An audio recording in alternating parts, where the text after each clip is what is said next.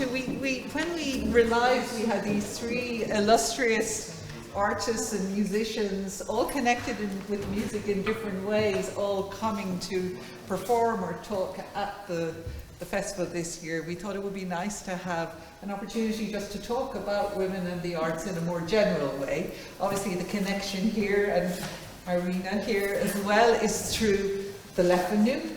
But it was interesting when we heard the talks today to think about what it was like for women who are involved in the arts and in music, in history and now. It's a conversation, but just to start off, I thought I'd pose the question to you of, we see in the lives of Catherine and of Winnie, sort of, they're very circumscribed by history, their lives and deaths literally caused by very big historical events. But in the domestic sphere, music would have been, and the arts, writing, was, and often how they made their living if they fell upon hard times was through writing. But we hear so little, they're so unknown, so many writers, composers of that period now, and I wondered if you had any thoughts on why that might be. Would you like to start, Nóirín? Okay. Of course, I'm coming from a different genre, of course. Yes. So the genre I would be coming from would be the traditional song, which would be anonymous. But certainly we know about the majority of our religious songs, our spiritual songs, which are the oldest songs in our tradition, actually the oldest songs in the world, I'd nearly say.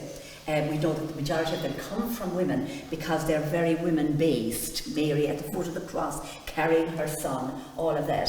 And so we can tell. I've done a small bit of analysis as to the structure of these songs, and they do follow a certain structure, starting very high and coming down to low. So it's almost as if the Irish woman was expressing her grief, indeed, and her losses and her sadnesses. Because when you come to the secular songs and the women's songs, they're all very, Donal Óg is one very well-known Irish song, and that's very sad because her lover has gone and left her, and so she says in the last verse, "You've taken east from me, you've taken west from me, you've taken my future, you've taken my past from me, you've taken the sun, you've taken the moon." She certainly would have needed a couch at that stage, but there was no such thing as a couch at that time. So I'm coming from a very different genre, but I've a lot to say, but I won't. I'll leave it at that. Do you want to speak, Nick? Okay. I think it's very interesting historically the way you get an era when women are seemingly able, for example, to practice as professional musicians, and then another era when they can't. Gloria and I were discussing this last night. In Italy, in the 17th century, women were very successful as composers and performers, and they were acclaimed and they earned their living, and we can tell from letters and other things from that era that they really had an equality with men. And then it vanished. In the 18th and 19th century Italy, there's nothing of it.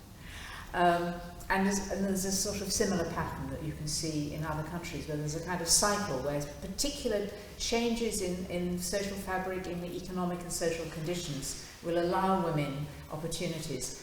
Within music, the women musicians through the ages who've been able to practice professionally have been the daughters or nieces of professional musicians, i.e. they got their training from their father or their uncle. It's very clear, and it's similar in other genres.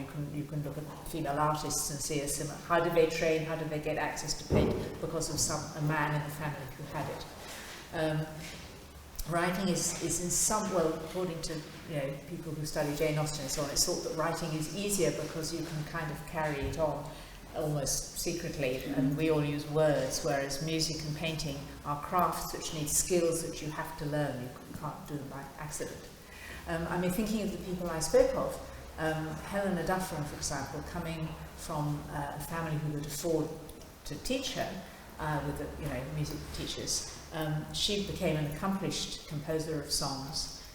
But that was because her family could afford the training. Whereas in the previous generation, the soprano, or 2 generations back rather, Helena, her grandmother, Elizabeth Linley, she came from a family of professional musicians. Thomas Linley was a very well-known music teacher in England, in Bath, and he had a number of children. Elizabeth and Maria, his daughters, became very famous as sopranos. They painted like Gainsborough and so on. His son Thomas was a very gifted composer. And when Mozart came to England, they were the same age, and the boys made great friends. and the tragedy was that Thomas Linley was drowned when he was about 22. But in the Sheridan play, The Duenna, we have preserved the music that Thomas Linley, the younger, wrote for it, and it's very good. So the Linley family, theatrical families, had the advantage of being kind of classless. In the 18th century, when class was so stratified, theatrical families could move kind of between classes quite happily. And so in a way that was a benefit, I think, for those who belonged in that world. I think also that socioeconomic has a massive role to play in it. Absolutely. And particularly that's why we see so few women historically. Yes. Because you will see those in the upper socioeconomic bracket. You will see those, but they're only a tiny proportion of your population. So that is one of the main reasons. It's wonderful as we move through the centuries and as we into our current century that isn't. It's not the same. The same barriers aren't there. And values. So what are the values socially? What were the values of a home? And that's going to inspire. That's going to impact. What you let your child or your son or your daughter do, and what their role needs to be in life. Where they need to be. Do they need to be an earner? Do they need to be a mother? So it's the socio-economic plays a very, very significant role. Absolutely. And it's still, to some extent today, yes, but definitely not to the same extent as in the past centuries. Yeah. And Irina, do you want to? I think it's a very vast topic to say in a few words. Yeah. Well, as far as I discovered through my years, now, yes, women were very active in arts, and a lot of it is abandoned, but a lot of it rediscovered nowadays. Is they're finding more musical film composers, and of course a few names coming even in Ireland and all over the world, really. And of course, quite a good example of woman in arts was Clara Schumann, who was a concert pianist and on top of being a mother of 7 children, and carrying out absolutely successful, brilliant career as a musician herself. Well, I am sure many people know the name of Catherine Hayes, opera singer, who again had a international career, and if not some illness, she'd be even more successful around the world. And you're absolutely right, but she was even discovered by accident, because the bishop heard her sing and was taken by the beauty of her voice and led her to have education. So yeah, it's important to meet the right person in your life, even if you're a woman. And yes, all over the world, well, myself being Russian, I know there were women in 18th century who still famous by their input into science. Even it was very strange area for women to be involved in, and there were connections with universities and international fame, because they were known in science circles. So yeah, I don't think all the things would be done without women. Yes. You're here to that, for and, sure. In nowadays, of course, there's a lot of names of composers, women composers, young women composers, and not young women, who write in the music all across Ireland. And I should say, yes, their music is special because it brings emotions what only women could understand it. It's very interesting to play music of women. Yes. That's very interesting. Yeah. And kind of brings me round to the the second question I have for you, which is looking at the present and what it's like to be in the arts. A woman in the arts, or anyone in the arts, or in the creative sphere.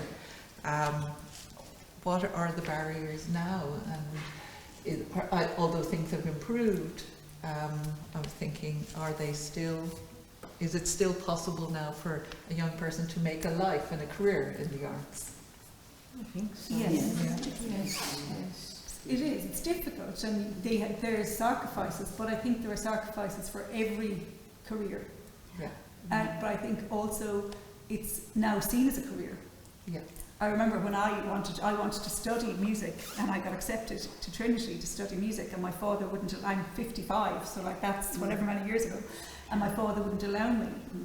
He said, "No, that is not that is not a job." Too precarious. Exactly. Yeah. No So pressure. he thought it'd be a hobby. So I had to do commerce Yeah. and become an accountant, and then become a teacher. But actually, it worked out fine for me. But that was the belief at the time, that you can't live like that. Whereas nowadays people see it as a career, and they see that you can be successful. There's also, I think, as parents, there's always that fear of allowing a child to do something that doesn't have a guarantee in it.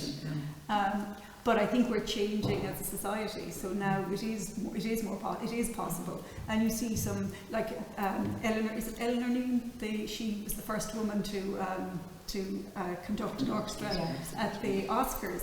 So she's made a career. You see a lot of women out there making careers. Our own at home here in Limerick, Eve Stafford, the most beautiful singer. She's making a career, your own career as a musician. You know, it's. So Irina's career as a musician, so there is plenty, and I think the taboo on it is gone, and we're accepting. But I think that's just society as a whole, that we're accepting of everybody, regardless of what their careers are. We're accepting, and there's far less judgment in our world. I personally believe that there's far less judgment, but hopefully. Of course, it depends on trailblazers, because I'm so excited to be here. I have to say a little personal thing now. I'm so excited to be here because I met Nicola's mother, Elizabeth McConkie. Both of them, both Elizabeth and Nicola, are the most renowned composers in England and in Ireland. But I met her mother in 1972 when in Cork, when I was a student, and the Cork Choral Festival commissioned her mother to write a piece to set a poem by Louis MacNeice, Prayer Before Birth, which was performed, and we as students could sit in on all the workshops and met your mother, and often sat beside her and everything. So I'm so excited to meet you today, honestly, Nicola, because you've been one of my heroines, and she has beautiful, she might tell us about it actually, she has a beautiful composition to Saint Ita, who was patron saint, of course, of Limerick. That was a piece I wrote about 5 years ago. It's a Christmas carol, setting an Irish poet, James Harper, who lives in West Cork. Gosh. So sorry that No, I had to get off my chest. Oh no, I'm so glad you shared that. I had no idea there was a connection. That's lovely. That's really lovely. I think you put your finger on it, that although in the past the sort of social and economic fabric made it very, very difficult for women, that now it's much more equal between men and women, and if people are prepared to take the risks of a career in performing arts, which is very risky, and because the kind of economy of performing arts is very precarious and much worse since the pandemic. And as for England, I mean, the Brexit has ruined everything, and I'm thankful that my passport is Irish. I feel very sorry for all my English friends.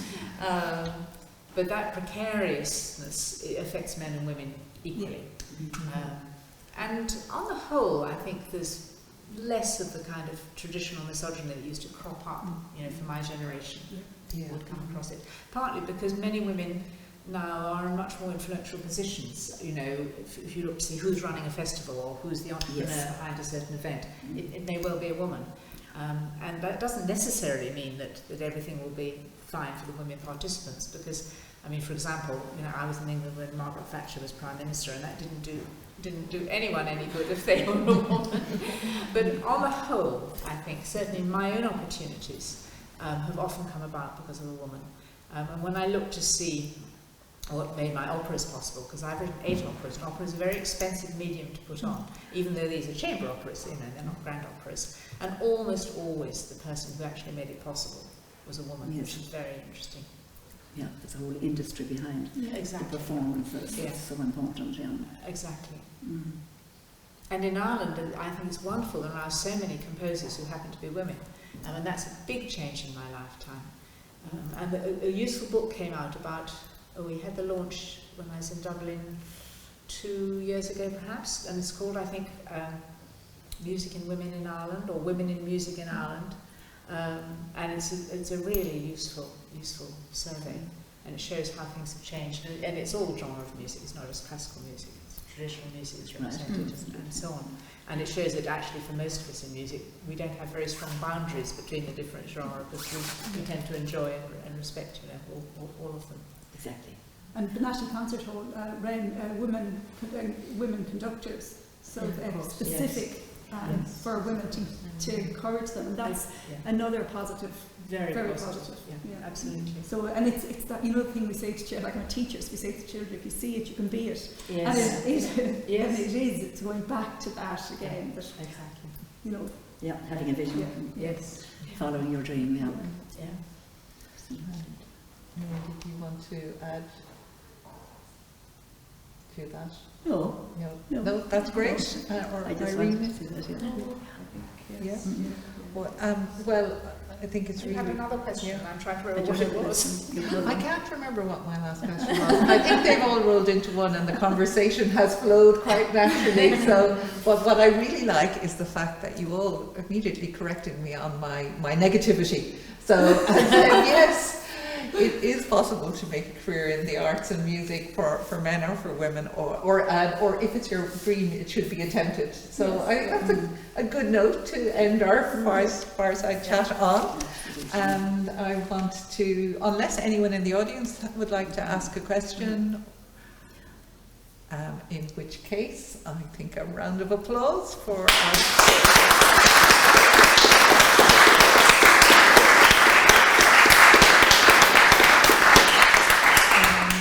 I think I'm looking at our time, so it's 13:20. I'm going to do a 2-minute set of thank yous, and then we can retire out for a cup of tea. And at about 10 to 2, if anyone who is going to join us would make their way down to Abington Graveyard, so that we can be there for 2 o'clock, where Nóirín is going to sing a lamentation for us. But we'll be quite strict on time to get there for 2. So I want to say thank you to obviously all our speakers today and our performers. So a round of applause for everyone.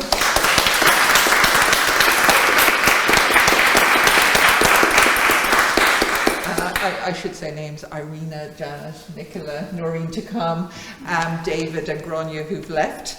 I want to say thank you to the wardens yet again of beautiful Abington Church, Elizabeth Stanley and Bertie Swanton.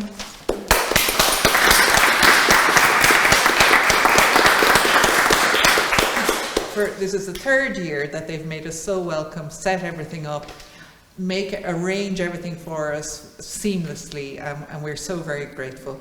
And to Niall Sloan, Dean of St Mary's Cathedral. The church is part of the city parish, and we're very grateful that we're allowed to use this sacred space for this event.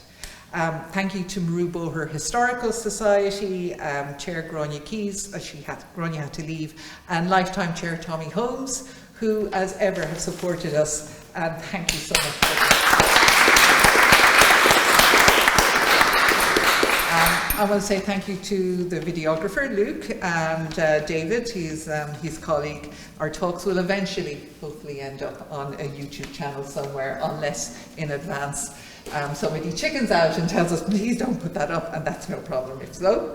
Have to say thank you to Limerick Culture and Arts Office, who've provided funding for this event, and Limerick City County Council. That's really important, obviously, every year to us. Otherwise, we couldn't put on this event at all. Thank you to all of you, and for contributing also your work through the sources, for example, of some of the talks. Sharon, thank you very much indeed for the work you've done, and for the way in which you've promoted the festival through social media, for your questions and what you've contributed here on the day. That's really, I think that's really a really important part of bringing together this local history and all the little different threads of it.